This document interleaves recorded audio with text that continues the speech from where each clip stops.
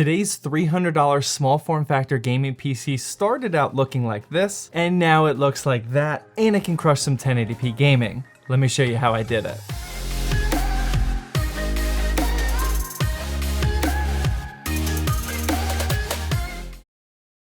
Hey, welcome to Zach's Tech Turf, where I not only do these gaming PC build guides, but I also stream them over on twitch.tv/Zach's Tech Turf every Tuesday and Thursday at 8 p.m. Eastern time, so make sure you're following me over there. But before that though, make sure you also hit the subscribe button down below and also that notification bell. That way you never miss an episode. But yeah, let's check out how I built this gaming PC after a word from today's sponsor. Today's video is sponsored by GVGMall, an online key reseller with our favorite Windows 10 Pro keys. If you're looking to remove that nasty Windows 10 unactivated watermark on your latest gaming PC, head on down to the links in the description. Here you'll find a Windows 10 Pro OEM key for under $17, but we want it cheaper than that. Select buy now and enter the discount code ZTT18 for an exclusive 18% off discount, which drops the price down to just $13. Go through the rest of the purchasing options. I'd recommend PayPal, and within a minute or so you'll get your Windows 10 Pro key. Now on your PC, click start and type in activation and press enter, choose change product key, paste in your new key, and bang, Windows 10 is now activated. This is my personal way of activating my PCs. Check out my purchased order history here, so grab a Windows 10 key for yourself with the link in the description using discount code ZTT18. Before getting into how I modded this beauty and turned it into a clean AF small form factor gaming PC, let's quickly go over all the parts inside. Everything that I talk about today will be linked down in the description, by the way. The original HP EliteDesk 800G1 that this thing started as is rocking an Intel i5-4590, 8GB of DDR3 RAM, and it came included with a 500GB hard drive. I paid $115 for it used off eBay. That's not the best price out there, but it's certainly not terrible or anything.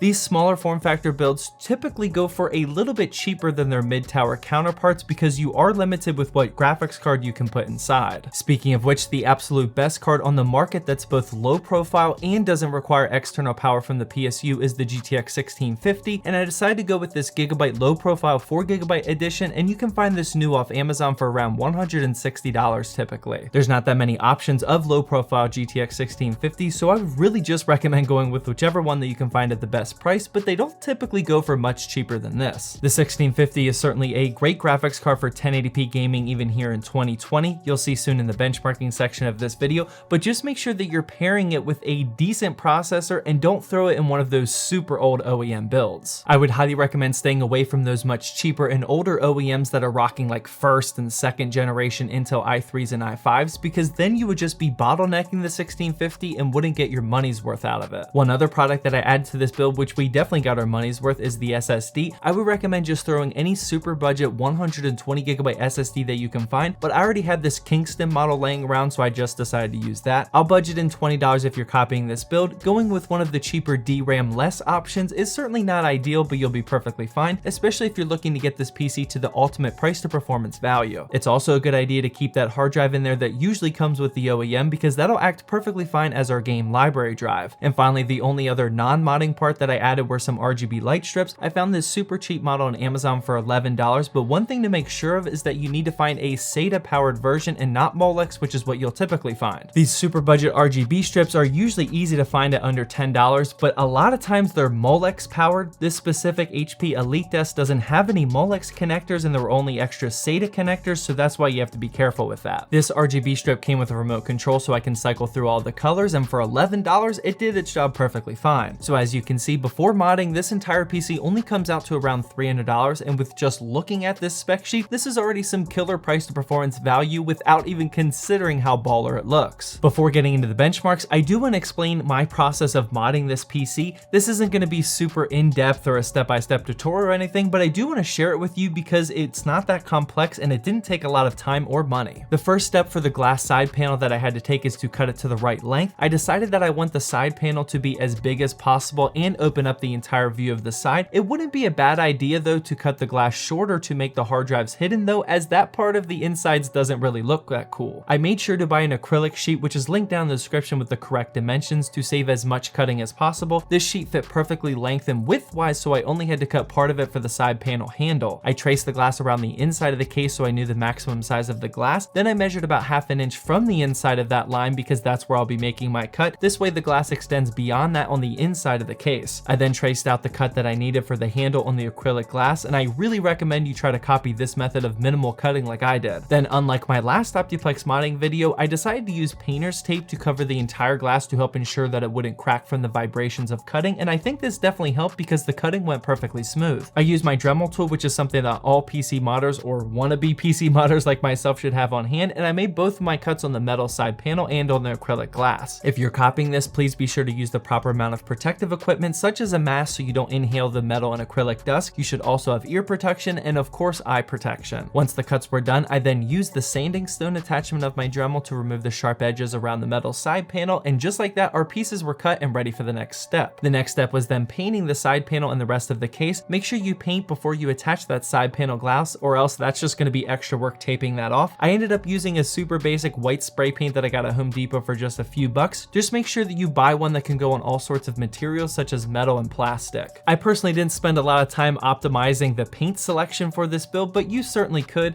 I didn't go for one that's tolerant to high temperatures because I don't really think that's needed, and I didn't get like a fancy smooth version either because how often are you going to touch this PC? This should go without saying, but I made sure to painter's tape off the parts that I didn't want to spray. I also pulled off the front plastic piece so I wasn't painting directly inside the case, and after a few coats and a 24-hour cure time, the case was turned into a super clean and smooth all white color. After paint, the very last modding step was to attach the acrylic glass to the side panel. There's an unlimited amount of options here, but I decided to go with the simple route and just use some Gorilla Glue, which got the job done perfectly fine. So that's my method of modding this PC. Hopefully that wasn't super basic or boring for you, but I did want to share it with you because this could certainly help make you more money in your gaming PC flips. And then real quickly before getting into the benchmarks, I always want to show some alternatives of parts if you're thinking about copying this build. Maybe you don't have access to some of these upgrades, maybe you need something cheaper, so either way I got you covered. For the graphics card, the GTX 1650 is the best option on the market right now, but you could also go with something like a low profile GTX 1050, which will obviously be a little bit lower in performance. There's also the GT 1030, which is a huge hit in performance, but it's about half the price of the 1050. The only other alternative I would really consider is the SSD. Like I said, this Kingston model was the only one I had laying around my studio at the time of making this video. You could certainly upgrade to a bigger and beefier unit if you just want more storage, but also if you want to spend a little more money, I personally recommend getting an SSD with DRAM. Something like an ADATA SU800 would be a better option. And with all that being said, it's now time for the benchmarks, and for this video I decided to record my benchmarking run a little bit differently, so before you leave this video, please drop a comment down below about what you thought of it. First up was Fortnite in 1080p low settings with 100% resolution scale. I got a very solid FPS average of 129.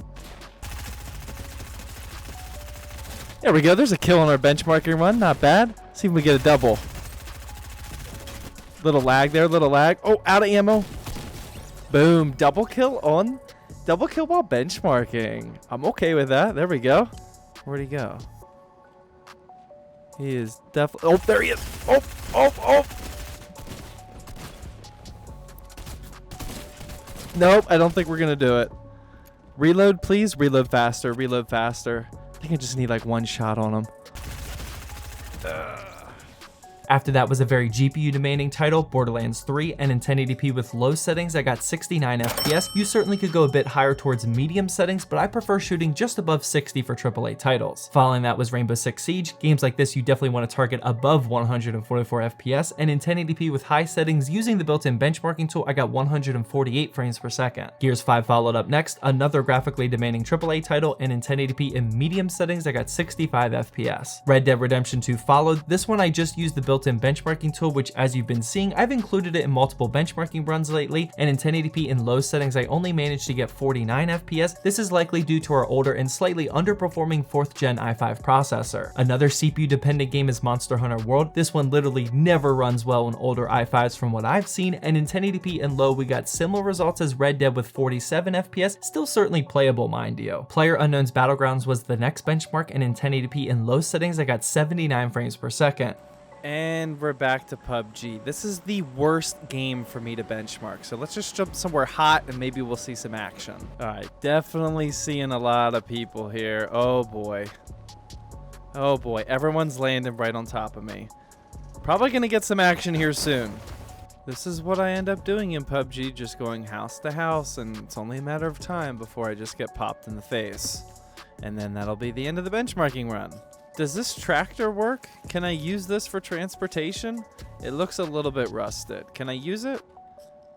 No? Can I jump? Nope. Okay. I'll continue walking. Oh, we can get a little bit. It's got a full tank. Let's get out of here. Okay. All right.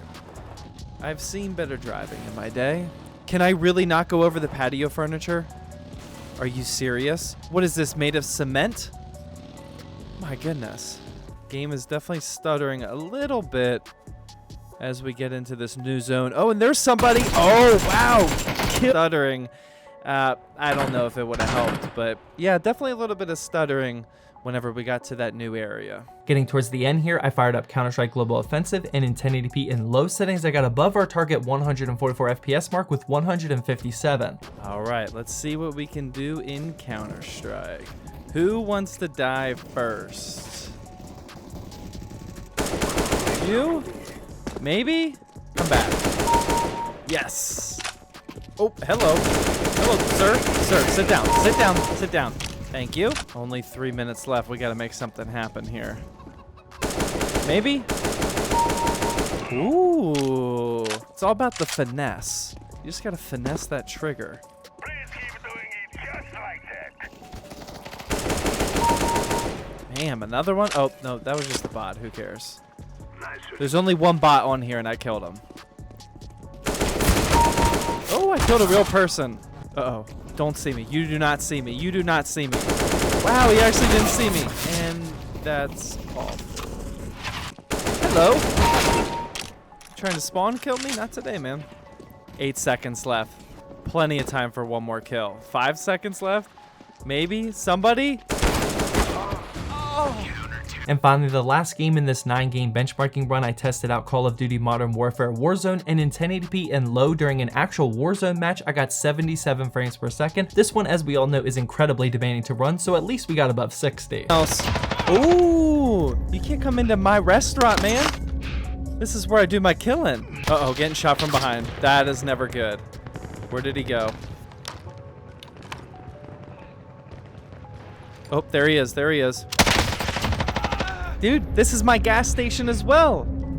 You can't come into either one of these. So be sure to let me know what you thought of that new style of benchmarking. I would definitely appreciate your opinions down in the comment section. But yeah, I think our project of turning a super cheap small form factor OEM PC into a very clean and powerful gaming PC was quite successful, and it can certainly handle any title in 1080p even here in 2020. If you have any ideas for modding you want to see me try out next, be sure to hit me up over on Twitter or over in our Discord server. Not only do we have an amazing community, but I'm actually turning the server into a super useful resource for you PC builders and PC flippers, because we post an absolute ton of updated build guides in there, which you can definitely use to get some ideas or draw up some inspiration for your next gaming PC. I also post my ZTT deals of the day so you can save some money during your next build. And finally, I really hope you enjoyed this video.